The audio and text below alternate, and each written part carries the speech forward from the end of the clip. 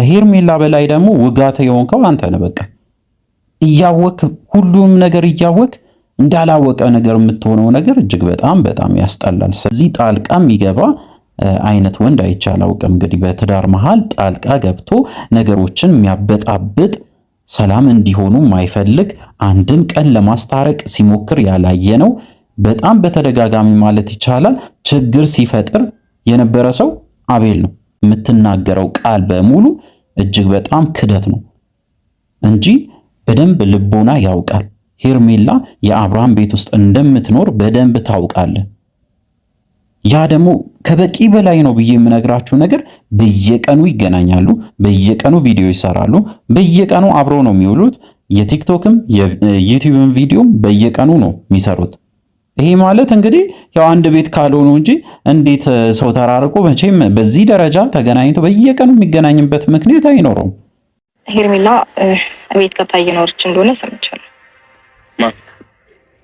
ሄርሜላ ባይዚ ብዙ ጊዜ ተናግረናል። ከዚህ በፊት በተደጋጋሚ ማለት ይቻላል ስለ አብርሃም በደንብ ስናወራ ነበረ። ሄርሜላ ከአብርሃም ጋር እንደምትኖር ዛሬ አይደለም እኛ ያወቅ ነው። ከዚህ በፊትም ቪዲዮ ስንሰራበት ነበረ። ብዙዎቻችሁ ስትቃወሙ ነበረ፣ ውሸት ነው ስትሉ ነበረ። እንግዲህ በግልጽ ያየነውን ነገር ለእናንተ አደርሰን ነበረ። አሁን ገና ነው በተለይ ሩታ ያወቀችው። እጅግ በጣም በሚያሳዝን ሁኔታ የአብርሃምን ስራ አሁን ገና እያወቀች ነው።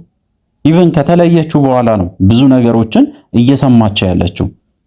ይሄ ሁሉ ውጤት እንግዲህ በማን እንደመጣ ያው ማወቅ መገመትም አይከብዳችሁም።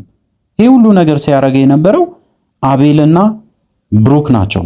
በቃ በዙሪያው ያሉት በተለይ በአብርሃም ዙሪያ ያሉት ሰዎች በሙሉ የዚህ ጉዳይ ባለቤት ናቸው፣ ያውቃሉ በደንብ። ማጋ እኔና አብርሽ ቤት አንቺ ያለሽበት አንቺና አብርሽ የኖራችሁበት ቤት ሄርሜላ እየኖረች ነው። በዚህ እጅግ በጣም የሚገርማችሁ ነገር አቤል በቃ አሁን እዚህ ላይ እኛን እየሸወደ ነው። በቃ እኛ አናውቅም፣ ሩታም አታውቅም፣ በጭራሽ እንደዚህ ሊሆን አይችልም ምናምን ሊለን ነው። እንግዲህ በጭራሽ እንደማያውቅ አይነት ሰው ስግጥ ብሎ እንግዲህ እየተከራከረ ነው ማለት ነው ሩታን። እጅግ በጣም ያሳፍራል። የአብርሃምን ማንነት አቤል አይደለም በጣም ብዙ ሰው ያውቃል። በጣም ብዙ ሰው እሱን ተውትና ሩታና አብርሃም አብሮ በነበሩ ሰዓት ራሱ እጅግ በጣም ብዙ ነገሮች ሰላም በነበሩበት ሰዓት አብርሃም በጣም ብዙ ነገሮችን ሲያደርግ እንደነበረ እጅ ከፍንጅ የያዙት ሰዎች ራሱ መረጃ ሲልኩ ነበረ። ለዚህ ቻናል በጣም ብዙ መረጃ ተልኳል። በጣም በተደጋጋሚ ማለት ይቻላል። እነዛም መረጃዎችን ማውጣትም ስለከበደን እንግዲህ ጥሩ ነገር እንዳይፈጠርም በሚለው ሸሽገን ነበረ በጣም ብዙ ጊዜ ማለት ይቻላል። እንግዲህ አብዛኞቻችሁ ስትቃወሙ ነበረ። ምንናገረውን በዚህ ቻናል በተለይ በተደጋጋሚ እነ ሄርሜላም እነ አብርሃም የሚያረጉትን ነገር በግልጽ ስንናገር ግን ተቀባይነት አላገኘም ነበር። የሆነ ሰዓት ላይ እንዳውም እጅግ በጣም ብዙ ተቃዋሚ ነበረ። አሁን ላይ ብዙ ሰው ስለነቃ እሱ ብቻ አይደለም እያደረ እየዋለ እንግዲህ ሩታም ያልሰማችው ጉድ የለም። በተለይ አሁን ላይ እየሰማችው ያለችው ጉድ እጅግ በጣም የሚያስገርም ነገር ነው። እንግዲህ ከተፋታች በኋላ ራሱ ብዙ ነገር እየሰማች ነው እቺ ልጅ። እጅግ በጣም የሚያሳፍር በተለይ ለልጇ ምን ብላ እንደምታወራ ምን አይነት አባት እንዳለው እንግዲህ እንዴት አድርጋ እንደምትነግረው ፈጣሪ ነው የሚያውቀው። እዛ ቤት የመኖር መብት የላትም ማለት ሄደሽ አይተሻል? እርግጠኛ ነሽ? ሄጄ ማየት እኮ አይጠበቅብኝም። በቃ አሁን አቤል ከሄርሜላ ጋር ያላችሁ ግንኙነት እጅግ በጣም ተባኖበታል። እባክን በቃ መርዝ እየሆንክ ነው በየሄድክበት ቦታ በሙሉ። አሁን ሩታን ዛሬ ስታገኛት እንኳን ትንሽ እንኳን አይሰማም። እቺ ልጅ እርጉዝ ናት። እንግዲህ በጣም ብዙ ነገሮችን አሳልፋለች። በዚህ በእርግዝናው ሰዓት እንግዲህ ከጎኗ መሆን ሲገባው ያ አብርሃም የተባለው ሰውዬ ከማንም ሴት ጋራ እየተንዘላዘለ ነው። ያ አልበቃ ብሎት እንግዲህ በጣም ብዙ ነገሮችን እያደረገ እያየን ባይናችን፣ አንተ ደግሞ ሽምጥጥ አርገ ትክዳለህ ሁሌ። እስከ መቼ ድረስ ነው? የተከፈለ ገንዘብ እስከሚያልቅ ድረስ ነው? እቺ ልጅ መሰቃየት አለባት ወይ? ሁሌ ይህንን ነገር ይዘህ ስትመጣ ትንሽ እንኳን አታስብም? ነገዋን የሷን ነገዋን እንኳን ለምን ታበላሻለህ? እጅግ በጣም አሳፋሪ ሰው። በቃ ብዙ ጊዜ እኔ አይቻለሁ እንደዚህ ጣልቃ የሚገባ አይነት ወንድ አይቻል አውቅም። እንግዲህ በትዳር መሃል ጣልቃ ገብቶ ነገሮችን የሚያበጣብጥ ሰላም እንዲሆኑ የማይፈልግ አንድም ቀን ለማስታረቅ ሲሞክር ያላየ ነው። በጣም በተደጋጋሚ ማለት ይቻላል ችግር ሲፈጥር የነበረ ሰው አቤል ነው። እንዳውም ጥሩ ሰው ይመስለን ነበረ። መጀመሪያ አካባቢ በተለይ አብርሃምና ሩታ በተጣሉ ሰዓት ላይ እጅግ በጣም ብዙ ነገሮች ስለሚያረግ ለሱ እናዝን ነበረ እጅግ በጣም ምክንያቱም ጥሩ ሰው ይመስለን ነበረ። ግን በቃ እባብ እንደሆነ ነው ያሳየን። በጣም መጥፎ ሰው እንደሆነ ነው ያሳየን። ተመልከቱ። ሩታ ከዚህ በፊት የተፈጠረው ነገር ታውቂያለሽ። ልጅ ሳይኖረው ልጅ አለው ተብሎ ብዙ ነገር እንደተፈጠረ ታውቂያለሽ። ብዙ የሐሰት መረጃ በዚህ ይሄ የልጅ ጉዳይ ምክንያት ሊሆን አይገባም። አብርሃምም ሩታም ሁሉም ሰው በተገኘበት ያው ጥፋት እንደነበረ የነ ሮቤል ጥፋት እንደነበረ በተደጋጋሚ እኛም ስናወራ ነበረ። የነሱ መቸኮልና ያልሆነ ነገሮችን በማድረጋቸው ነው። ያም ሆኖ ግን አብርሃምን ክሰስ፣ በቃ ክሰስና ነገሮችን ለይለት። ወይም ደግሞ ይሄ በተለይ የተጭበረበረውን ነገር አባት ነው ተብሎ እንግዲህ የተጭበረበረውን ነገር በክስ እንኳን መሄድ ይችል ነበር። የዲኤንኤ ውጤት ሲቀየር በጣም ብዙ ነገር ሲሆን እኮ አብርሃም ወደ ሕግ ቦታ ሄዶ እንዲከሳቸውና ይህንን ነገር ፍትህ እንዲያገኝበት በጣም ብዙ ጊዜ ጠይቀነው ነበረ። ግን የሱ መልስ እጅግ በጣም የሚያስገርም ነበረ። በጭራሽ በቃ መክሰስም አልፈለገም።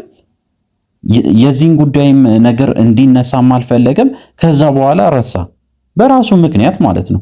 ስለዚህ የተወራው በዛን ሰዓት እውነት መስሏቸው ያወሩ ሰዎች ነበሩ፣ ጥፋተኞች ነበሩ።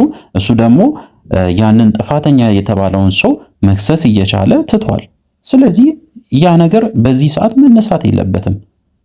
ሁሌ የሆነ እንግዲህ ጥፋት ለመሸፈን አንድን ነገር ይዛችሁ መታችሁ ያ ነገር እኮ እንደዚህ ስለነበረ ይሄንም እንደዚህ ሊሆን ይችላል ብሎ ማውራት ትክክል አይደለም። ጥፋት በጥፋት አይሻርም። ስለዚህ አሁን የምታቀርበው መረጃም ይሁን የምታወራው ወሬም ይሁን በሙሉ በተለይ አቤል የምትናገረው ቃል በሙሉ እጅግ በጣም ክደት ነው እንጂ በደንብ ልቦና ያውቃል። ሄርሜላ የአብርሃም ቤት ውስጥ እንደምትኖር በደንብ ታውቃለህ። ያ ደግሞ ከበቂ በላይ ነው ብዬ የምነግራችሁ ነገር በየቀኑ ይገናኛሉ፣ በየቀኑ ቪዲዮ ይሰራሉ፣ በየቀኑ አብረው ነው የሚውሉት። የቲክቶክም የዩቲዩብም ቪዲዮም በየቀኑ ነው የሚሰሩት። ይሄ ማለት እንግዲህ ያው አንድ ቤት ካልሆኑ እንጂ እንዴት ሰው ተራርቆ መቼም በዚህ ደረጃ ተገናኝቶ በየቀኑ የሚገናኝበት ምክንያት አይኖረውም። በየቀኑ የሚገናኙበት ምክንያት ይሄ ነው። በቃ ኦሬዲ ያው አንድ ላይ እየኖሩ ስለሆነ ነው እንጂ እኛን ለመሸወድ በተለይ ተመልካችን ሞኝ ለማድረግ የምትሞክሩ ሰዎች አላችሁና እባካችሁን ተው። እኔ በተለያየ ጊዜ አይቻለሁ፣ መረጃም አግኝቻለሁ። በተለይ ስትገባ ስትወጣ፣ ወደሱ ቤት ስትገባ ስትወጣ በየጊዜው እንግዲህ የሚደርሰን መረጃ ስላለ ያ ነገር እንኳን አይተን እንዳላየ አልፈን ነበረ። አሁን ይሄ እንግዲህ ሩታ ስትጠይቅ ደግሞ መሸፋፈን ጭራሽ እንደማታውቅ አይነት ሰው ስትሆን ደግሞ በጣም ያሳፍራል። መጣበትም ታውቂያለሽ። የኔና እሱ ነገር ፍርድ ቤት የያዘው ነገር ነው፣ ህግ የያዘው ነገር ነው። ስለዚህ በህግ የተያዘ ነገር ደግሞ ማለት ነው ገብቼ እኔ እንደዚህ በቃ በህግ የተያዘ ነገር ሲሆን አንዳንዴ ደስ የሚለው ነገር ህግ ለአንድ ሰው አያዳላም፣ ወይም ለባል ወይም ለሚስት ብሎ አይቆምም። በጭራሽ ሊሆን የማይችል ነገር ስለሆነ ስለዚህ በህግ የተያዘ ነገር ላይ ሌላ ሶስተኛ ሰው ሲገባ ያ ሰውዬ በህግም ይጠየቃል።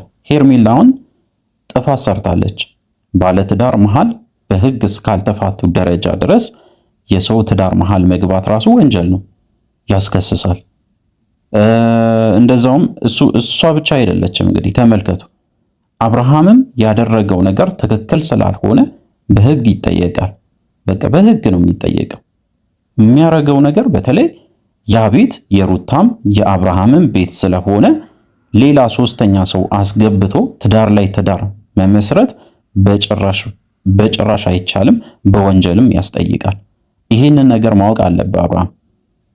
እሷ ከፈለገች በአንድ ስልክ ብቻ ልታሳስር ትችላለች። ወንጀል ነው። እንደ ጥቆማ ራሱ እኛ ብንጠቁም ራሱ ቀጥታ መጥቶ ቤት ድረስ መጥቶ እንግዲህ ሊያሳስሩ ይችላሉ። ስለዚህ እባክን የምታረገው ነገር ትክክል አይደለም። ቤተሰብም እዛ ጋር እየተጨነቀ ነው። ቡታጅራ ላይ ና እየተባልክ በጣም ብዙ ጊዜ እንግዲህ እየተደወለልህ እምቢ እያልክ፣ በተለይ ጋሽዬ እጅግ በጣም ሲለፉ ነበረ። ለእነሱ እንኳን ብለህ ክብር እንኳን ቢኖር ለቤተሰብ እንኳን ክብር ቢኖር እዛ ድረስ ሄደህ እንግዲህ ነገሮችን ለመፍታት ወይም ደግሞ እስከ መጨረሻው ድረስ እንግዲህ ተለያይታችሁ እንድትኖሩ ሁሉም ነገር እንዲስተካከል እንዲጠናቀቅ ታረጋለህ።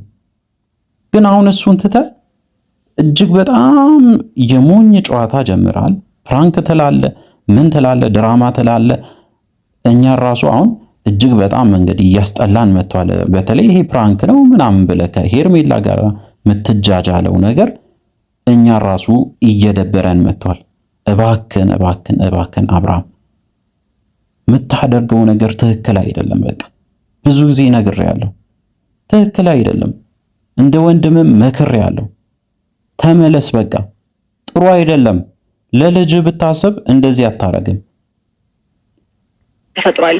ይሄን እና እሱን ነገር ሳንጨርስ ወይም ደግሞ ያለንን ነገር በዚህ ሁን ብሎ ህግ ሳይፈቅድልን ህግ የሆነ መስመር ወይም አቋም ሳያስይዘው በቃ ህግ አቋም ወይም ደግሞ መስመር ሳያስይዘው እንግዲህ ትክክል ናት ያ ነገር። ይሄ ሁሉ ነገር መፈጠሩ አብርሃምን በህግም ያስጠይቀዋል። አብርሃም ብቻ አይደለም ሄርሜላም ጭምር በህግ ትጠየቃለች። ስለዚህ የምታረጉትን በተለይ የሰው ቤት ውስጥ ገብታችሁ የምታደርጉትን ነገር ብታቆሙ የተሻለ ነው። አቤልም እዚህ ጋር ፈዘ ደንዝዘ የቆምከው ሰውዬ ብር በልተ ነው እንጂ ምንም አዲስ ነገር አይደለም። እኛም እናውቃለን። ተባኖ ባህል እባክን አንተ እንኳን ከትዳራቸው መሃል ውጣ። ከሄርሜላ በላይ ደግሞ ውጋተ የሆንከው አንተ ነህ። በቃ እያወክ ሁሉም ነገር እያወክ እንዳላወቀ ነገር የምትሆነው ነገር እጅግ በጣም ያስጠላል። ስለዚህ እንግዲህ እባካችሁን በዚህ ትዳር ላይ ጣልቃ የምትገቡ ሰዎች ብትወጡ ይሻላል። ቢጣሉም ቢታረቁም ነገ እናንተ መሃል ላይ ነው የምትቀሩት። በተለይ እነሱ በታረቁት ቀን ላይ እጅግ በጣም ውርደት ውስጥ ነው የምትገቡትና ብትወጡ ይሻላችኋል። እንግዲህ ለዚህ ቻናል አዲስ ከሆናችሁ ሰብስክራይብ ማድረግ እንዳይረሳ። አዲስ ካልሆናችሁ እንደተለመደው ቪዲዮአችን ላይ ካርጉ ሐሳብ አስተያየታችሁን ኮሜንት ስራ አስቀምጡልን። በሚቀጥለው ቪዲዮ እስከምንገናኝ ድረስ በያላችሁበት ጤናና ሰላም ይሁንላችሁ።